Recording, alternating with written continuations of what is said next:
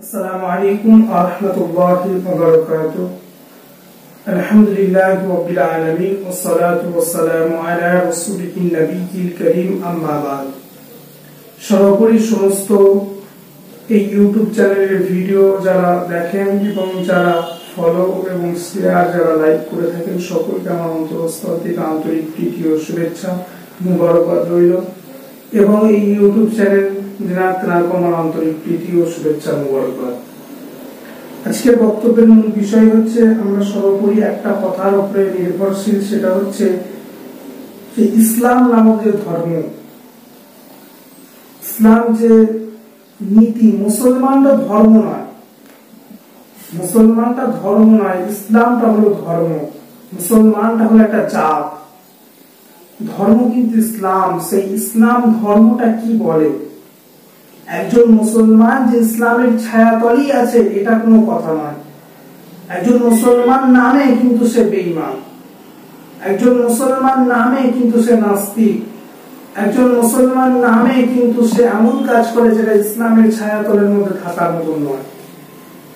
মুসলমান সে নিজেকে বলছে, কিন্তু ইসলামের যে বিষয়, ইসলাম যে কিসের উপরে দাঁড়িয়ে আছে, ইসলাম কি বলে এটা কিন্তু সে মানে না। সে মুসলমান নামে, কিন্তু যখন সে পরিপূর্ণ মুসলমান হতে হবে তাকে সর্বপ্রথম দেখতে হবে ইসলাম কি বলে। ইসলাম যে ধর্ম, ইসলাম ধর্মটা হচ্ছে মুসলমান নামক জাতের উপরে নির্ভরশীল হয়ে আছে। মুসলমান যে জাত, সেই জাতটা কি করে? সেই জাতটা হচ্ছে ইসলাম নামক একটা ধর্ম আছে। আল্লাহ পাক আমাদেরকে ইসলাম নামক একটা ধর্ম দিয়েছেন, সেই ইসলাম নামক ধর্মটাকে মেনে আমরা চলি, তাই আমরা মুসলমান। কিন্তু এখন কিছু মুসলমান আছে যারা ইসলাম নামক ধর্মটাকে মানে না, কিন্তু মুসলমান নামধারী। তারা মাথায় টুপি পরে, পাঞ্জাবি পরে, কিন্তু মুসলমান দাবি করে, কিন্তু ইসলামের কোনো আইন মেনে চলে না। ইসলাম যে ল, ইসলাম যে আইন, সেটা তারা মানে না। আমি আজকে প্রথমত কথা বলবো যে আমার রাসূলুল্লাহ সাল্লাল্লাহু আলাইহি ওয়াসাল্লাম বুখারী শরীফের দ্বিতীয় অধ্যায়ের মধ্যে কি বললেন।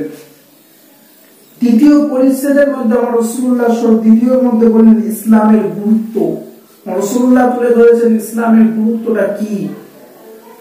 হযরতে উমর ফারুক রাদিয়াল্লাহু তাআলা আনহু থেকে বর্ণিত আছে যে রাসূল পাক সাল্লাল্লাহু আলাইহি ওয়াসাল্লাম বসে আছেন, রাসূলুল্লাহর সামনে একজন মানুষ, খুব শিক্ষিত মানুষ, খুব পণ্ডিত মানুষ একজন রাসূলুল্লাহর কাছে এলেন এবং রাসূলুল্লাহর সঙ্গে মুলাকাত করলেন এবং জিজ্ঞাসা করলেন, এই মুহাম্মদ, ইসলামের বৈশিষ্ট্য কি, ইসলামের সারমংশ কি? তখন হযরতে রাসূল পাক সাল্লাল্লাহু আলাইহি ওয়াসাল্লাম বললেন, এই মানব জাতির এই একজন পণ্ডিত মানুষ, আপনি শুনুন, ইসলাম যে গুরুত্ব, ইসলামের মধ্যে ইসলাম কি জিনিসটা আপনি যখন জিজ্ঞাসা করলেন, তা আপনাকে বলি। ইসলাম হচ্ছে, ইসলামকে মানতে হলে প্রথমত করতে হবে যে আল্লাহকে মানতে হবে, আল্লাহ এক ব্যতীত কেউ নাই। হযরত মুহাম্মদ সাল্লাল্লাহু আলাইহি ওয়াসাল্লাম তার প্রেরিত পুরুষ এবং তার ফেরেশতাগণের প্রতি ঈমান আনতে হবে, তার সমস্ত কিতাবের প্রতি ঈমান আনতে হবে। এইটা হলো ইসলাম। এই যে যখন আমানতু বিল্লাহ, আমি ঈমান আনছি, ওয়া মালাইকাতিহি, আমানতু বিল্লাহি ওয়া মালাইকাতিহি ওয়া কুতুবিহি ওয়া রাসূলিহি ওয়াল ইয়াউমিল আখির ওয়াল কদরি খাইরিহি ওয়া শাররিহি মিনাল্লাহি তাআলা ওয়াল বা'সি বাদাল মাউত।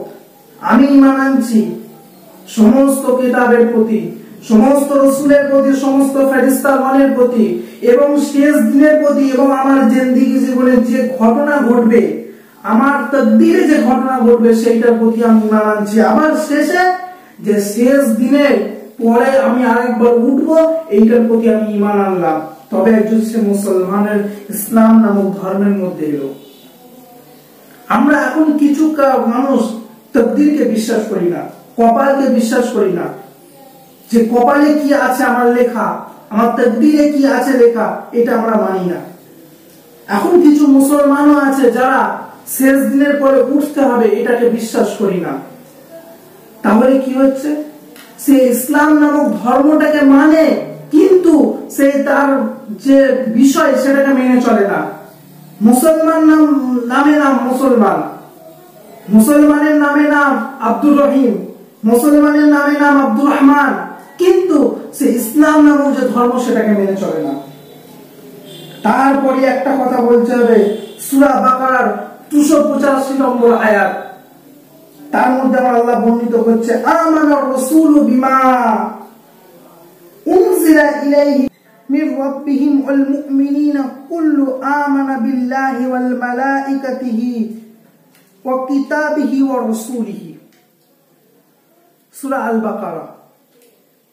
আমার আল্লাহ বলছেন, আমানার রাসূলু বিমা উনজিলা ইলাইহি মির রাব্বিহি ওয়াল মুমিনুনা কুল্লু আমানা বিল্লাহি ওয়াল মালাইকাতিহি ওয়া কুতুবিহি ওয়া রাসূলি। রাসূল ঈমান এনেছেন ওই সমস্ত জিনিসের প্রতি, তার প্রতিপালকের উপরে, তার অবতীর্ণ সমস্ত মুমিনগণকে বলছেন প্রত্যেকে ঈমান এনেছে আল্লাহর প্রতি, ফেরেশতাগণের প্রতি, কিতাব সমূহের প্রতি। রাসূলরা ঈমান এনেছে কিসের উপরে? রাসূল সাল্লাল্লাহু আলাইহি ওয়াসাল্লাম ঈমান এনেছেন তার প্রেরিত প্রতিপালকের উপরে এবং তার সমস্ত অবতীর্ণ জিনিসের উপরে। আর ঈমানদারদেরকে বলছেন তোমরা ঈমান আনো সমস্ত জিনিসের প্রতি এবং প্রতিপালকের প্রতি। এবং তোমরা যে দুনিয়াতে তোমাদের যে তকদির নামক জিনিসটা আছে ওইটার প্রতি কিরকম ঈমান আনতে হবে। তখন আমার আল্লাহ রাসূল বলছেন যে তোমরা এইটা বিশ্বাস করবে যে তোমাদের জিন্দেগি জীবনেতে যে তকদির নামক জিনিসটা আছে, যে কপাল, যে তোমার জীবনে একটা কিছু ঘটবে, আজকে তুমি কি করবে, এই যে তকদিরে যে লেখা আছে এটার প্রতি যখন তুমি বিশ্বাস আনতে পারবে তখন তুমি একজন ঈমানের জাজবার মধ্যে আসবে। কেমন? তুমি মনে করছো না যে তোমার জীবনে কি হবে না হবে। আমরা অনেক সময় বলে থাকি কালকেই পানি হবে, এটা কিন্তু ঈমানের ক্ষতি হয়ে যাবে। আল্লাহ হুকুম হলে পানি হতে পারে, এইটা আপনি বলতে পারেন। আপনি বলতে পারেন না কালকে পানি হবে, আপনি বলতে পারেন না কালকে আমার জ্বর সেরে যাবে। কেন? এই জন্য বলা চলবে না। আল্লাহ আপনার তকদিরে কি লিখে রেখেছেন আল্লাহই ভালো জানে, আপনি জানেন না। আপনি কালকে ভালো হবেন কি আল্লাহ জানে, আপনি জানেন না। আপনি কালকে পানি দেখতে পাবেন কিনা আল্লাহ ভালো জানে, আপনি জানেন না। আপনি আজকে 10 মিনিট বেঁচে রয়েছেন, 10 মিনিট পরে আপনি বেঁচে থাকবেন কিনা এটা আল্লাহ ভালো জানে, আপনি জানেন না। তাহলে এটার নামই হলো তকদির। এইটা বিশ্বাস করলেই আপনি একজন ইমানদারের মধ্যে পড়বেন। আপনি এটাকে বিশ্বাস করেন না, তা আপনি মনে বলেন কেন আমি ইসলাম ধর্মের মধ্যে রয়েছে, আমি মুসলমান নামক জাতির মধ্যে রয়েছে। আজকে বিশেষত্বভাবে মানুষগুলো এইগুলো করে। আজকে বিভিন্ন জায়গাতে বিভিন্ন সময় আমরা শুনতে পাই যে আজকে পানি হবে, আজকে অমুক ঝড়টা হবে।